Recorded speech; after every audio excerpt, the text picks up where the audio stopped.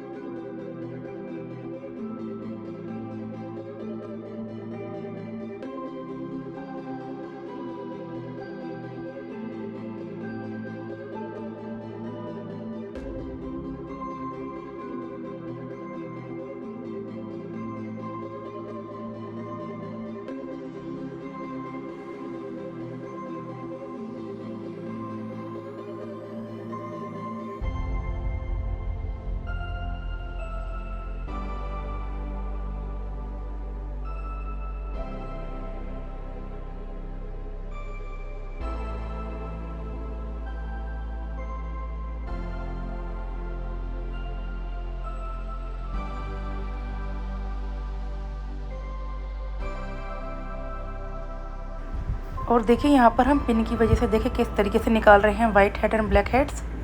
आपको वीडियो में दिखाई दे रहे होंगे। ये काफ़ी बारीक होता है, थोड़ा पेन भी होता है हमारे क्लाइंट को।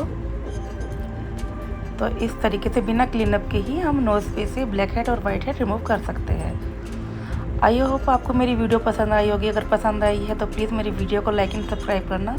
Thank you for watching. Bye bye.